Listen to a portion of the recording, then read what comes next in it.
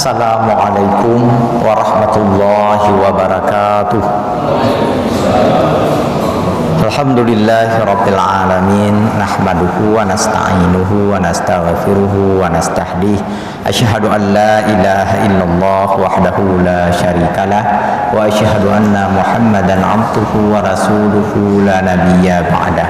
Allahumma salli wa sallim ala sayyidina wa maulana Muhammad wa ala alihi wa ashabihi wa man tabi'ah. Mari sama-sama kita berniat memperpanjang i'tikaf di dalam masjid mulia ini, dan i'tikaf ini kita isi dengan kegiatan tafaqquh fiddin, memperdalam pengetahuan agama seraya mengharapkan rahmat ridha dan hidayah Allah. Kita mulai dengan sama-sama membaca basmalah. Bismillahirrahmanirrahim. Bapak, ibu-ibu yang berbahagia, kita memuji Allah dan bersyukur kepadanya atas segala curahan rahmat dan karunia-Nya yang melimpah.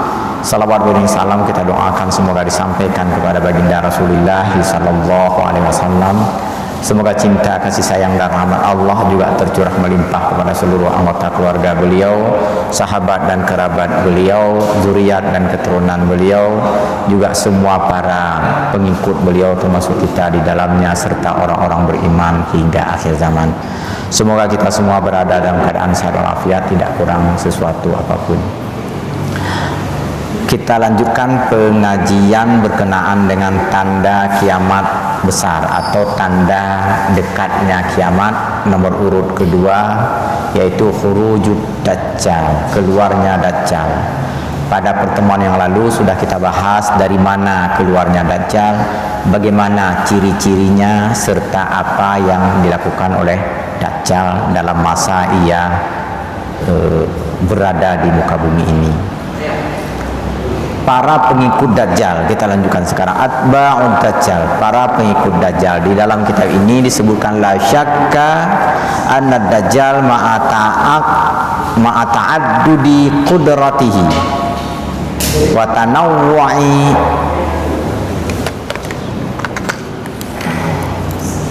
tanawwa'i fitnatihi wa isti'malihi li asalibin mukhtalifah li idlalin nasi wa jarrihim ila atba'ihi wa i'tiqadil wahiyyati. La syakka anna dhalika kulluhu yaftinu a'dadan minan nasi bihi fayatba'unahu rughbatan fima 'indahu aw ruhbatan mimma 'indahu. Tidak diragukan lagi, dajjal itu yang pertama memang memiliki sejumlah kelebihan, kekuatan dan kelebihan diberikan oleh Allah sehingga bisa menciptakan pesona-pesona. Sihir yang paling sempurna itu ada pada dajjal. Kebohongan yang paling sempurna juga dilakukan oleh dajjal. Tak ada siapapun pembohong yang benar-benar pintar berbohong, kecuali pasti ketahuan. Dajjal yang jauh lebih pintar dibandingkan pembohong manapun. Penyihir, penghipnotis dan segala macam juga yang paling hebat keahliannya adalah dajjal. Gitu. Sedangkan penyihir, penghipnotis yang ada sekarang, pembohong yang ada sekarang, itu hanya serpihan-serpihan dajjal. Nggak ada 0,0% pun dari kemampuan dajjal yang dimiliki oleh manusia yang hidup di masa kini. Oleh karena itulah maka dajjal memiliki banyak pengikut. Karena apa? Pandai berbohong. Orang pandai berbohong itu banyak juga pengikutnya. Kemudian karena pandai menghipnotis dan pandai menyihir, memutarbalikan fakta, menciptakan pesona, itu pengikutnya semakin bertambah. Oleh karena itu pengaruhnya menjadi sangat kuat. Lalu dari situ muncullah pendukung serta pengikut-pengikut dajjal atas dua alasan. Alasan pertama karena ada keinginan, ada harapan-harapan, ada kepentingan dengan mengikuti dajjal.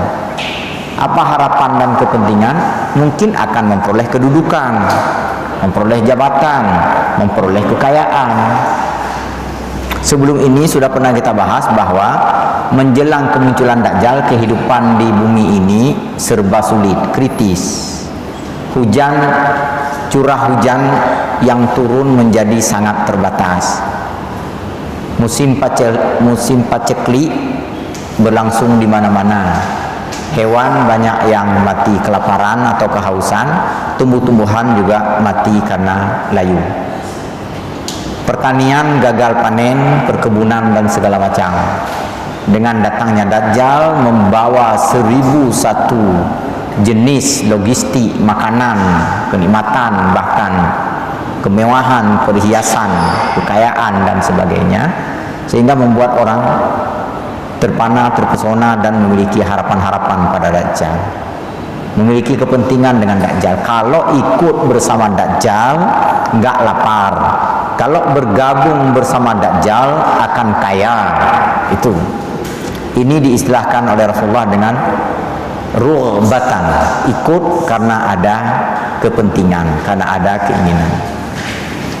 Yang kedua, ruhbatan. Ruhbatan artinya karena ketakutan kalau tidak mengikuti Dajjal. Karena Dajjal dipahami sebagai memiliki banyak sekali kekuatan, banyak sekali pengaruh. Kalau tidak ikut bersama Dajjal, nanti akan terisolasi, akan tereliminasi, akan terdiskriminasi, akan tersisih, akan terancam, akan dan sebagainya. Maka kelompok kedua ini pun menjadi pengikut-pengikut Dajjal. Di dalam sejumlah hadis Rasulullah SAW diringkas oleh penulis kitab ini, ada beberapa kelompok yang menjadi pengikut Dajjal yang sangat menonjol kepengikutannya. Bisa disebut dengan ring 1, ring 2 begitulah. Yang pertama adalah al-Yahud, orang-orang Yahudi. Sekilas sudah pernah kita sampaikan pada pertemuan yang lalu, begitu Dajjal keluar dari tempat persembunyiannya atas izin Allah Subhanahu wa taala, orang-orang Yahudi siap menyambut mereka dan langsung melakukan semacam ritual penyembahan, pengagungan, menunjukkan loyalitas kepada Dajjal. Dajjal pun menerima semacam loyalitas yang ditunjukkan oleh orang-orang Yahudi itu. Dalam hadis disebutkan jumlah mereka mencapai 70.000 orang. 70.000 orang Yahudi di Isfahan menjadi pengikut setia Dajjal yang paling dekat dengan Dajjal. Nah, ini sudah pernah kita sampaikan sebelumnya. Kemudian kelompok kedua yang menjadi pengikut utama Dajjal adalah orang-orang kafir dan orang-orang munafik. Orang kafir yang mengingkari kebenaran agama Islam, yang tidak mau beriman. Orang munafik adalah orang yang berdua sikap, berdua muka. Ketika bertemu dengan orang Islam, dia mengaku beriman. Ketika bertemu dengan orang kafir, ia mengaku bersama kafir, begitu. Ini orang munafik juga akan menjadi pengikut Dajjal. Kemudian yang ketiga adalah juhulatul a'rab, orang-orang bodoh, orang-orang yang tak memiliki pengetahuan tentang Dajjal. Bukan bodoh urusan lain boleh jadi dia sangat pandai, sangat pintar, tetapi pengetahuannya tentang Dajjal sangat terbatas. Ketika ia melihat pesona-pesona, ketakjuban, hal-hal yang bersifat magis pada Dajjal, lalu secara serta-merta ia pun menjadi pengikut Dajjal. Satu di antaranya sebagaimana disebutkan oleh Rasulullah SAW dalam sebuah hadis yang panjang, diambil ringkasannya di sini. Nanti seseorang didatangi oleh Dajjal, lalu ditanyakan kepada orang itu, percayakah oleh kamu bahwa aku adalah Tuhan? Kata Dajjal, ketika dijawab tidak, aku bisa menghidupkan ayahmu yang sudah meninggal, aku bisa menghidupkan ibumu yang sudah meninggal, atau siapapun yang kamu ingin aku hidupkan kembali. Dan Dajjal seakan-akan menepati janjinya. Orang-orang yang telah lama meninggal dibikinnya hidup kembali di situ. Padahal yang hidup itu bukan orang yang telah meninggal, itu hanya jin, hantu, belau, entah apa namanya, yang tentu saja pengikut-pengikut Dajjal. Karena pandai bersihir, karena pandai menyihir, lalu jin hantu belau bikinan Dajjal itu bertutur, berbicara dan mengaku sebagai orang yang disebutkan oleh Dajjal tadi. Misalnya ayah seseorang atau ibu seseorang atau orang-orang yang lain. Kalau kita misalnya disebutkan, ini saya hidupkan nanti ulama Syah Kuala misalnya, Nuruddin Araniri atau Hamzah Fansuri, mau kalian mengaku? Tentu saja kita mungkin akan mengatakan mau. Dan nanti Syah Kuala bikinan Dajjal itu akan ngomong, akan berbicara seakan-akan beliau memang Syah Kuala, padahal hantu belau ciptaan Dajjal. Jadi ini orang yang tidak memiliki pengetahuan tentang Dajjal akan percaya itu. Kita yang sudah memiliki pengetahuan tentang Dajjal jangan pernah percaya bahwa seandainya ada seseorang yang mengaku Tuhan, jangan pernah percaya. Karena Tuhan tidak mirip dengan apapun dan dengan siapapun. Nah, persoalan bisa menghidupkan yang mati, mematikan yang hidup, sekali lagi itu kerjaan hantu, bukan kerjaan Tuhan. Maksudnya ketika dia mengaku sebagai Tuhan, jangan percaya, walaupun dia bisa melakukan hal-hal yang menakjubkan, hal-hal yang ganjil, hal-hal yang aneh begitu. Dan kita penganut agama Islam sudah diajarkan dari jauh-jauh hari bahwa Rasulullah SAW tidak pernah mengandalkan hal-hal yang menakjubkan itu di sepanjang kehidupannya. Beliau bersama para sahabat itu berjuang. Ketika disiksa, dianiaya, diintimidasi oleh orang lain, beliau bersabar dengan kemampuan kesabarannya. Ketika tak sanggup lagi bersabar, asah pedang, perang, kan? Dalam perang itu perang beneran. Pernah Rasulullah tersudut, terjatuh ke dalam sebuah sumur tua di Uhud. Dari mata kakinya bercucuran darah, dari keningnya juga bercucuran darah waktu itu. Kenapa? Karena berperang gitu. Ketika perang Ahzab atau perang Khandaq itu Salman mengusulkan supaya melakukan penggalian parit agar orang-orang kafir tidak bisa memasuki kota Madinah dari arah selatan Madinah. Maka Rasulullah pun menggali, ambil pacul, ambil cangkul, ambil sekop, ambil apapun peralatan. Untuk apa? Untuk menggali lubang parit yang panjang. Mereka bekerja ramai-ramai sampai 3 hari 3 malam supaya musuh tidak bisa menyerang negara Madinah atau tidak bisa menyerang umat Islam. Nggak ada istilahnya pakai abrakadabra, simsalabim, bikin pagar, nggak ada yang seperti itu diperintahkan oleh Rasulullah. Jadi nggak ada hal-hal yang menakjubkan yang dilakukan oleh Rasulullah SAW. Begitu pula ketika membangun masjid misalnya, membangun Masjid Nabawi itu banyak sekali hadis, banyak sekali riwayat. Bagaimana Rasulullah dengan tangannya menggosok tanah liat itu, kemudian menjemur batu bata yang dibuat dari tanah liat hitam. Setelah itu ditempelkan dengan tanah liat hitam lainnya yang masih basah, antara satu batu bata dengan batu bata lainnya. Bahkan beliau memanjat dengan ketinggian tertentu hingga 7 hingga 8 meter ke atas untuk meletakkan batu bata itu. Nggak ada yang aneh-aneh, nggak ada yang menakjubkan. Makanya ketika saya misalnya berkunjung ke daerah-daerah lain, dibilangnya Masjid Demak ini dibangun oleh Sunan Ampel, Sunan ini, Sunan itu, katanya hanya dalam waktu setengah jam dengan begini-begini saja. Saya bilang, nggak usah yang ini, yang begini-begini nggak usah diajarkan kepada umat. Nggak usah. Kenapa nggak usah diajarkan yang seperti itu? Karena Rasulullah mengajarkan kita bukan yang seperti itu. Bukankah Allah terlalu mudah untuk membangun Masjid Nabawi? Kalau Rasulullah memang menginginkannya, tapi Allah kan tidak melakukan yang seperti itu. Rasulullah mengajarkan bahwa membangun masjid itu ya seperti kita membangun masjid sekarang. Menggali parit itu seperti kita menggali parit sekarang. Perang itu seperti kita perang juga. Nggak ada mengandalkan hal-hal yang magis. Nah, sekali lagi, di akhir zaman orang-orang ingin instan, orang-orang ingin cepat, ingin mudah dapat untung, ingin mudah kaya. Katanya uang bisa beranak pinak, bahkan bisa bercucu gitu.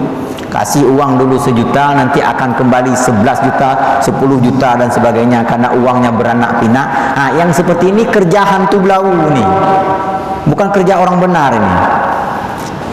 Itu kemarin itu ada Yalsa Butik, dengar Bapak Ibu. Yalsa Butik, mereka ketika meluncing acara, memulai acara itu dilakukan di Hotel Hermes. Jalan sepanjang Pango dan Pinang itu penuh dengan pamflet papan bunga. Saya kebetulan melintasi jalan itu sejak dari jembatan Pango sampai ke depan kantor gubernur, kiri kanan jalan itu ada papan bunga. Ucapan selamat mulai dari pejabat tinggi, para ulama pun ada di situ, beberapa orang selamat launching grand opening Yalsa Butik. Taruh duit ke sana, ada yang taruh 1 juta, ada yang 10 juta, karena dalam 1 bulan katanya bisa kembali uang sampai 30 juta. Banyak orang jual rumah, jual tanah, jual mobil, pulau untuk investasi bersama Yalsa Butik, karena dalam waktu 3 bulan mendatang itu bisa kembali uang dalam jumlah yang sangat besar. Kenapa nggak berpikir dari mana uang bisa kembali sebesar itu? Dan kenapa mereka nggak cari di mana kantornya Yalsa Butik itu? Kantornya Bapak Ibu Bahagia sekaligus rumahnya itu rumah Kopel di Berawi. Saya tahu persis tempatnya. Rumah Kopel mungkin ukuran 6 kali 10 meter, itu menjadi kantor dia, tempat dia tinggal. Tapi dengan uang yang dia himpun, dia naik Alphard memang. Selama 3 bulan itu dia menjadi kaya mendadak karena orang invest ke dia. Saya lupa angkanya, berapa ratus miliar dia menghimpun dana masyarakat Aceh. Setelah itu dia pun berangkat untuk ada abah orang-orang yang melakukan investasi di sini. Sekali lagi, di era sekarang ini kita ingin instan, ingin mudah. Ini berbahaya betul ini sikap-sikap yang seperti ini. Kalau misalnya Dajjal muncul tiba-tiba, yang saya khawatirkan hampir separuh orang Banda Aceh nanti ikut Dajjal semua. Kenapa? Bisa mudah dapat makanan tanpa harus bekerja, tanpa harus berusaha, bisa mudah mendapatkan perhiasan dan sebagainya. Maka sekali lagi, pengikut Dajjal golongan yang ketiga adalah orang-orang yang tidak berpendidikan. Kemudian juga sampai dalam hadis disebutkan an-nisa'u fattaqun nisa'a. Hati-hati kalian dengan perempuan. Fi tulu'i Dajjal, ketika Dajjal muncul di tengah-tengah masyarakat, berhati-hatilah kalian terhadap perempuan-perempuan kalian. Sampai-sampai kata Rasulullah, fayakunu aktsaru may yakhruju ilaihi an-nisa. Sesungguhnya yang terbanyak nanti yang akan keluar menemui Dajjal adalah kaum perempuan. Kenapa kaum perempuan banyak akan mengikuti Dajjal? Mungkin kalau dengar ibu ini marah dia. Ini ustaz ini benci kali sama perempuan. Sebenarnya ini kata Rasulullah. Kenapa orang perempuan jadi banyak sekali datang menemui Dajjal? Karena Dajjal membuat janji tadi, menciptakan pesona. Dia menyatakan akan membagi perhiasan, akan membagi pakaian, akan membagi uang, akan membagi kemewahan.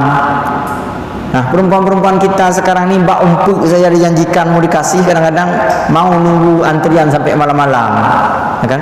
Bak empuk punya, bak empuk keladi, empuk gatai, empuk jelatang lautun, kan? Nah, hatta inna rajula la yarji'u ila hamimihi wa ila ummihi wa banatihi wa ukhtihi wa ammatihi fayusikuha ribatan makhafatan an takhruja ilaihi. Sampai orang laki di akhir zaman nanti mesti memperhatikan ibunya, saudari-saudarinya, bibi, adik ayah dan adik ibunya. Untuk apa? Yusikuha ribatan, lalu membuat ikatan, membuat pagar. Ribat ini sebenarnya ikatan, mengikat mereka. Makhafatan an takhruja ilaihi, khawatir akan keluar orang-orang perempuan nanti menemui Dajjal. Karena Dajjal pantang ditemui, sekali ketemu langsung terpengaruh dia. Bapak Ibu yang berbahagia, mulai sekarang kita biasakan, seandainya ada orang main hipnotis, main sihir, tinggalkan. Jangan mau simak, jangan mau dekati, jangan mau ikuti. Kita kadang-kadang suka usil kita. Begitu dia ubah uang 100 menjadi 1000, kita kasih uang 1000, coba ubah menjadi 10.000, kita bilang gitu kan. Ketika dia bisa memindahkan misalnya air ini, kita suruh pindahkan besi yang lain, batu dan sebagainya. Kita suka usil seperti itu. Nah, ketika kita mau memperhatikan si penyihir, si pembuat hipnotis, maka semakin besar peluangnya dia mempengaruhi kita. Apalagi kalau dia mengatakan tatap mata saya. Begitu kita tatap, maka kita pun akan terus terpengaruh dengan apa yang dia inginkan. Dengan telepon juga begitu, dengan WA, dengan Facebook, dengan segala macam juga demikian. Begitu di telepon dikatakan bahwa akan ada hadiah, maka tinggalkan terus tuh. Atau ada SMS, Anda adalah salah seorang pemenang dari Pertamina katanya. Anda mendapatkan hadiah 500 juta dari Pertamina. Saya jawab waktu itu, "Hei, Pertamina sekarang lagi bangkrut." Kayak mana bisa bantu kita gitu kan? Kayak mana bisa ngasih hadiah? Pertamina lagi bangkrut gitu. Yang aneh lagi kemarin tuh, pulang saya dari Medan, 2 hari masuk SMS, dia bilang, "Bapak pemegang tiket nomor sekian dapat hadiah dari Garuda Indonesia sebesar 12 juta. Saya bilang, "Garuda Indonesia lagi bangkrut, ngapain ngasih bagi-bagi hadiah?" Saya bilang gitu kan. Lagi pula saya ke Medan bukan naik Garuda. Saya bilang gitu. Jadi coba bayangkan Ibu bahagia, Bapak Ibu, ini fenomena akhir zaman cepat sekali terpengaruh. Kalau misalnya kita terpengaruh dengan hal-hal yang masih serba biasa-biasa seperti ini, maka ketika datang Dajjal mungkin akan lebih besar pula peluang terpengaruhnya. Kemudian masa Dajjal menetap di bumi ini sudah kita sampaikan pertemuan yang lalu, selama 40 hari. Hari pertama itu seperti setahun, hari kedua seperti sebulan, hari ketiga seperti sepekan, dan hari keempat seperti hari-hari biasa. Setelah itu juga dibahas di dalam kitab ini adalah bagaimana cara menghindari fitnah Dajjal. Apa upaya yang dapat dilakukan oleh manusia agar tidak terpengaruh oleh fitnah Dajjal? Yang pertama adalah al-bu'du an liqa'ihi, menghindari pertemuan dengan Dajjal. Jadi kalau kita berada di Nisu, dibilang Dajjal di Lumbata, kita segera pergi ke Pekanbadak sana. Jangan ikut ke Lumbata. Jangan ada rencana di Mahi Dajjal, enggak usah. Karena kata Rasulullah, hindari Dajjal. Sekali bertemu, maka peluang akan terpengaruh oleh Dajjal itu akan sangat besar. Man sami'a bi Dajjal fadaina anhu fa wallahi inna rajula la ya'tihi wa huwa yahsabu annahu mu'minun fatba'uhu mimma yub'atsu bihi minasyubhat. Seandainya Anda mendengar ada Dajjal di sebuah tempat, maka segera tinggalkan atau jauhi tempat itu. Demi Allah, kata Rasulullah bersumpah, demi Allah, seandainya seseorang mengira bahwa dirinya kuat iman sehingga enggak apa-apa kalau bertemu dengan Dajjal, demi Allah dia pasti terpengaruh dengan Dajjal. Coba bayangkan. Kita mengira ini udah ngaji nih sama Ustaz Samsul nih, nggak apa-apa lagi ketemu Dajjal. Nah, demi Allah kata Rasulullah, orang yang mengaku kuat iman lalu dia datang bertemu Dajjal dengan anggapan bahwa Dajjal nggak mampu lagi mempengaruhi dia, demi Allah dia akan menjadi pengikut Dajjal. Coba bayangkan. Begitu beratnya untuk menghindari diri dari terpengaruh Dajjal kalau sudah bertemu. Maka jangan pernah bertemu. Maksudnya jangan ada niat untuk bertemu. Seandainya ditemui oleh Dajjal, nah gimana cara? Apakah semua iman kita akan melayang dan terbang kalau kita didatangi oleh Dajjal? Kata Rasulullah SAW, al-istiqamatu billah, al-istighatsatu billah. Mohonlah selalu berdoa kepada Allah Subhanahu wa taala supaya tidak dipertemukan dengan Dajjal. Seandainya bertemu pula dengan Dajjal, maka satu-satunya jalan adalah mengenal Allah dengan nama-nama Allah yang termaktub di dalam Al-Asmaul Husna. Allah memperkenalkan dirinya dengan nama-nama terindah dalam Al-Asmaul Husna. Sebahagian besar kita mungkin sudah menghafalnya dan sudah kita kaji seluruh maknanya. Maka lafalkan kalimat-kalimat itu, bahwa Allah Ar-Rahman, bahwa Allah Ar-Rahim, bahwa Allah Al-Malik, bahwa Allah Al-Quddus, bahwa Allah As-Salam. Nah, kamu Dajjal nggak ada Ar-Rahman, nggak ada Ar-Rahimnya pada Dajjal itu. Apa buktinya? Buktinya siapapun yang melawan kepentingan Dajjal, dia belah orang itu mulai dari otak, dari kepalanya sampai ke selangkangannya. Di mana Rahmannya Dajjal? Sementara dia mengaku sebagai Tuhan, dia minta disembah. Allah yang Tuhan yang sesungguhnya memperkenalkan dirinya dengan Rahman, Rahim, Malik, Kudus dan sebagainya. Nah, setelah itu adalah qiraatu fawatihi suratil kahfi wahya al-ashrul ayat al-ula. Baca pembukaan surah Al-Kahfi 10 ayat yang pertama. Kalau bisa dihafal, man hafidha asyara ayatin min suratil kahfi asima min fitnatid dajjal, kata Rasulullah. Siapa yang menghafal 10 ayat surah Al-Kahfi, maka dia akan selamat, akan ada peluang selamat dari gangguan dajjal. Mana surah Al-Kahfi yang 10 ayat itu? Yang mulai ayat pertama, alhamdulillahilladzi anzala ala abdihil kitab wa lam yaj'al lahu iwaja qayyiman liyundhira ba'san shadidan min ladunhu wa yubashshiral mu'minin alladzina ya'maluna shalihati anna lahum ajran hasana makithina fihi abada wa yundhira alladzina qalu ittakhadallahu walada ma lahum bihi min ilmi wa la li abaihim kaburat kalimatan takhruju min afwahihim, dan seterusnya. Yang penting 10 ayat dihafal.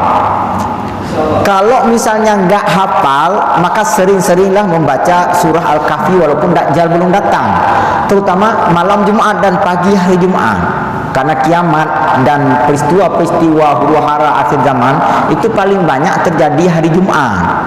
Jadi dengan membaca surah Al-Kahfi di malam Jumat atau di pagi harinya, seandainya muncul Dajjal pada pagi hari itu, kita sedang membaca surah Al-Kahfi. Seandainya nggak hafal, tapi lebih bagus upayakan dihafal surat tersebut.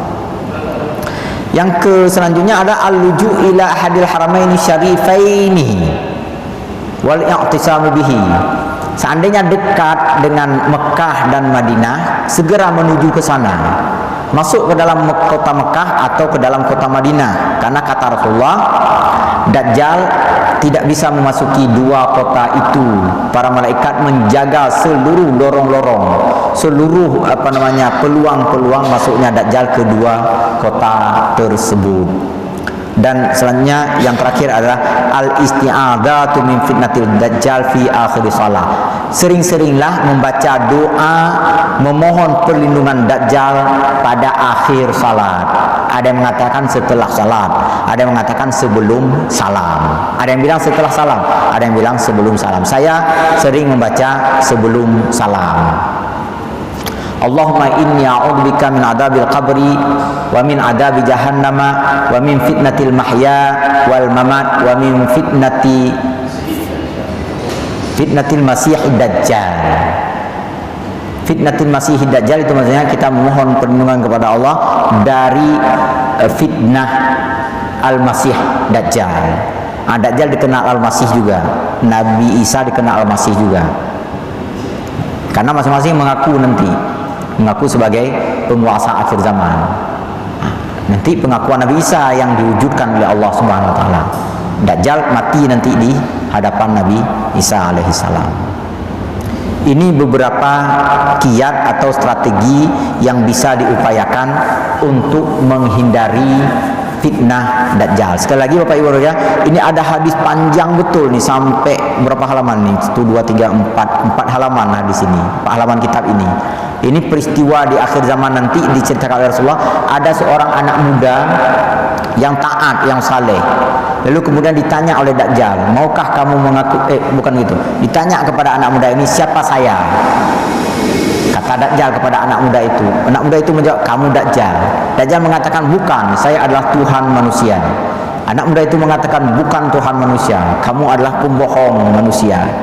Kata anak muda itu. Lalu Dajjal marah, karena ucapan dia itu didengar oleh orang lain, bisa mempengaruhi oleh orang lain. Dajjal memerintahkan kepada orang Yahudi untuk membelah anak muda itu. Dibelahnya dari kepala sampai selangkangan. Orang-orang semuanya terkejut dan ketakutan. Lalu kata Dajjal kepada orang-orang yang masih hidup, percayakah kalian bahwa saya bisa menghidupkan kembali anak muda ini? Lalu kalau saya bisa menghidupkannya lagi, apakah kalian akan menyembahku sebagai Tuhan? Kata dia, iya, jawab orang semua. Lalu kemudian dihidupkan kembali, dilengketkan kembali, lengket. Setelah lengket, ditanya lagi sama anak muda ini, kamu tahu kamu tadi sudah mati? Tahu, kata anak muda ini.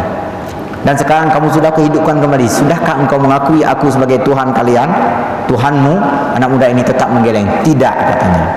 Orang-orang lain menyaksikan, orang-orang lain sudah mulai memberikan dukungan kepada dia. Wahai anak muda, mengakulah supaya engkau selamat, katanya. Tidak, katanya. Kalian yang telanjur mengaku, segera insaf, segera tobat, segera sadar bahwa dia bukan Tuhan, dia adalah Dajjal, katanya. Kemudian Dajjal pun mengatakan, akan kubunuh sekali lagi dan tak akan kuhidupkan kembali, kata Dajjal ini. Orang-orang semua berteriak histeris, wahai anak muda, menyerahlah, wahai anak muda, jangan melawan, jangan mematah, nanti kamu dibunuh lagi. Orang-orang kan kasihan kepada dia, dan Dajjal pun membunuhnya lagi untuk mati yang kedua kalinya kalau bahasa kita. Apa kata anak muda itu sebelum dibunuh? Kalau saya tak mati hari ini, mungkin esok lusa saya akan mati juga. Kalian yang selamat bersama Dajjal ini, jangan kira akan selamat terus menerus, enggak. Kalian pasti mati, karena kita sudah berada di zaman akhir. Tetapi yang penting saya jaga dan kita jaga adalah iman. Badan memang mati, saya kebetulan cepat dimatikan hari ini. Kalian kalau dimatikan hari ini, iman kalian selamat, itu jauh lebih berharga dibandingkan kalian tak mati hari ini, kata anak muda ini. Tetapi orang-orang tetap merasa takut kepada ancaman-ancaman Dajjal bersama para pengikutnya. Semua mereka menjadi murtad.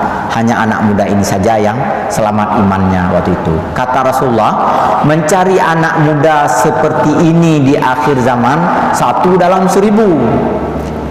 Maksudnya dari sekian ramai anak-anak muda yang ada, hanya 1 orang yang seperti itu. Selebihnya semua ketakutan, semua takut begitu kepada Dajjal. Akhirnya iman mereka melayang. Sekali lagi dalam waktu 40 hari saja. Dajjal membangun istana yang besar setelah itu, yang megah di Babulut. Babulut itu di Yerusalem. Istana yang megah, lalu ia meminta supaya dipagarin dengan permata, dengan emas dan segala macam. Kemudian juga dia tinggal di dalam istana itu dengan penuh kemewahan. Pada saat yang sama Al-Mahdi terdesak. Berbagai upaya lokal Al-Mahdi untuk menghalangi, untuk membatasi pergerakan Dajjal dan pengikutnya, serta untuk mempengaruhi agar orang-orang tidak rusak iman, tidak rusak itikadnya. Sangat berat dilakukan oleh Al-Mahdi. Banyak orang melayang imannya, banyak orang menjadi pengikut Dajjal. Al-Mahdi terus menerus berusaha, tak henti-hentinya, walaupun dalam keadaan tersudut dan terkalahkan. Akhirnya Al-Mahdi mengungsi ke sebuah tempat di Damaskus namanya, Suriah sekarang. Di tempat itu Dajjal memang nggak mau pergi ke sana. Pengikut-pengikut Dajjal berkali-kali mencoba menerobos ke sana. Akhirnya Al-Mahdi melakukan iktikaf di dalam Masjid Al-Amawi, kata Rasulullah. Ada sebuah masjid putih di Suriah, di Damaskus. Beriktikaf di sana mulai dari waktu asar sampai besok subuh, nggak keluar-keluar dari masjid bersama para pengikut-pengikut setia Al-Mahdi. Tentu saja orang-orang beriman. Pada saat ikamat salat subuh besoknya, setelah 1 malam beriktikaf, saat ikamat dikumandangkan, nampak satu sosok manusia turun berpegangan pada 2 sayap malaikat. Orangnya ganteng, tampan luar biasa, rambutnya hitam legam. Pada saat menunduk seakan-akan mengalir air dari rambutnya, padahal nggak ada. Pada saat dia menengadah seakan-akan menyerap air dari bawah membawa ke atas, dan berkilauan rambutnya. Al-Mahdi langsung mempersilahkan anak muda itu untuk mengimami mereka salat. Tetapi anak muda tersebut enggan menerima permintaan Al-Mahdi untuk mengimami salat subuh waktu itu, dengan mengatakan lebih kurang kalimatnya, kalian bisa saling mengimami satu sama lain. Lalu Imam Al-Mahdi pun mengimami salat subuh waktu itu. Setelah itu mereka semua berzikir, beristighfar, berdoa, memohon pertolongan Allah dari fitnah Dajjal. Setelah matahari terbit, barulah Nabi Isa anak muda tadi memperkenalkan dirinya sebagai Nabi Isa alaihi salam yang diturunkan oleh Allah di akhir zaman. Mulailah mereka melakukan pergerakan untuk mengalahkan Dajjal. Kata Nabi Isa waktu itu, saya diturunkan oleh Allah untuk melakukan sekurang-kurangnya 6 hal. Yang pertama sekali adalah membunuh Dajjal. Dajjal tadi di istana dia dengan kemewahan, dipenuhi oleh para pengikut, para pengawal yang banyak sekali. Maka ketika para pengawal dan prajuritnya menginformasikan ada pergerakan orang-orang menuju ke sini, Dajjal meremehkan. Tak perlu takut, kita pasukan tak terkalahkan, kata Dajjal. Paling-paling yang datang adalah Mahdi, dan kedatangan Al-Mahdi ke sini ini sebuah kebetulan, dan ini memang sudah kita nantikan, kata Dajjal. Karena nak usah repot-repot kita cari Al-Mahdi. Dengan datangnya ke sini berarti dia menyerah diri atau mau bunuh diri, kata Dajjal. Dajjal membuka sendiri gerbangnya, memperlihatkan dadanya kepada pasukan yang datang yang dia kira adalah Al-Mahdi. Ternyata yang datang adalah Nabi Isa alaihissalam. Dajjal tahu bahwa yang datang ternyata Isa didampingi oleh Al-Mahdi. Ketakutan Dajjal waktu itu, bergetar lututnya saat mengetahui bahwa yang datang adalah Nabi Isa. Lalu dia pun berbalik segera, berlari ke dalam istana. Dalam istana terlalu kecil untuk dia lari, dia melompat semua penghalang, lari sekencang-kencangnya. Saking kencangnya lari, meleleh tubuhnya, meleleh kulitnya, dagingnya semua retak-retak, berlari sekencang-kencangnya. Nabi Isa kemudian mengejarnya juga dengan kecepatan yang sangat tangguh, membawa sebilah pedang yang terbuat dari emas.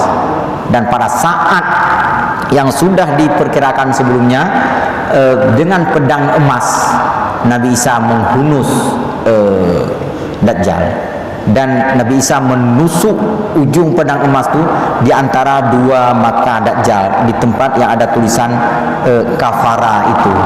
Maka berakhirlah kekuasaan Dajjal di muka bumi. Bapak Ibu yang berbahagia, ini tentu saja sudah masuk ke dalam tanda kiamat yang keempat.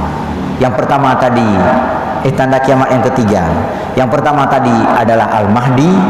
Di saat damai-damainya masyarakat, datang Dajjal menciptakan huru-hara kembali. Kemudian di saat sedang huru-hara, Allah menurunkan Nabi Isa membantu Al-Mahdi untuk mengalahkan Dajjal. Tanda kiamat besar yang ketiga adalah turunnya Nabi Isa alaihi salam. Bapak Ibu berbahagia, terkait dengan turunnya Nabi Isa ini memang banyak penjelasan dan uraian di kalangan para ulama. Termasuk ada sejumlah orang atau sejumlah ulama yang mengatakan Nabi Isa sudah wafat, dulu dibunuh oleh orang-orang Romawi. Di dalam kitab ini dan juga beberapa hadis Rasulullah nanti akan kita baca, akan kita pahami lebih jauh bahwa Nabi Isa tidak dibunuh, dan Nabi Isa memang benar-benar akan hadir dan turun kembali di akhir zaman kelak membantu pasukan Al-Mahdi yang tujuan pertama adalah membunuh Dajjal. Di samping ada 5 pekerjaan lain lagi yang akan dilakukan oleh Nabi Isa alaihi salam. Demikian kajian kita pada malam hari yang berbahagia ini. InsyaAllah kepada Isya, seandainya ada pertanyaan atau tanggapan, saya persilahkan dengan segala hormat. Ya, silakan Bu Pesa.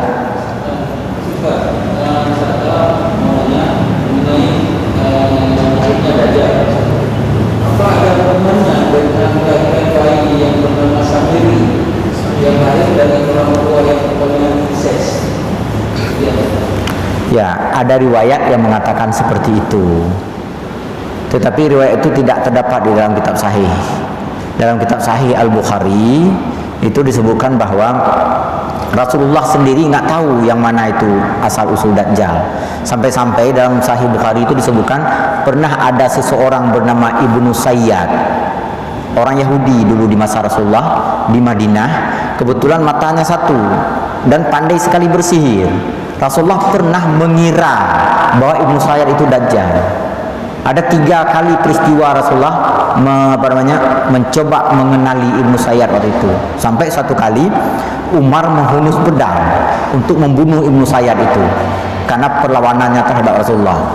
Perlawanan terhadap Rasulullah nggak tanggung-tanggung dilakukan oleh Ibnu Sayyad. Padahal Rasulullah sangat kuat waktu itu ketika Rasulullah sudah berada di Madinah. Jadi sampai itu Rasulullah nggak tahu apakah Ibnu Sayyad itu anak Dajjal atau tidak waktu itu.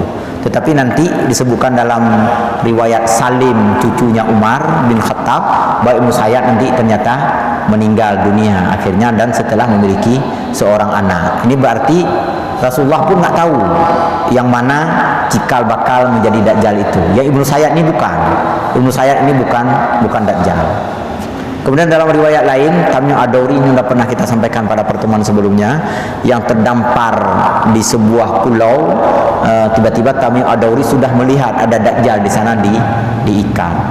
Ketika disampaikan kepada Rasulullah, Rasulullah pun mengatakan, saya mendapatkan kabar ini dari Jibril bahwa ada Dajjal diikat di sebuah tempat yang sangat jauh yang tidak diketahui oleh manusia biasa, kata Rasulullah SAW. Ini artinya Dajjal ini memang misterius, masih gaib bagi kita. Maka ketika ada yang menghubungkan dengan Samiri, ini ada pendapat tetapi tidak sungguh-sungguh kuat pendapat ini. Saya kira demikian, Ustaz. Baik, kita padai pertemuan malam ini. Mudah-mudahan Allah meridai kegiatan Tafaqquh Fiddin dan i'tikaf kita malam hari yang berbahagia ini. Lebih dan kurang saya mohon maaf. Wassalamualaikum warahmatullahi wabarakatuh.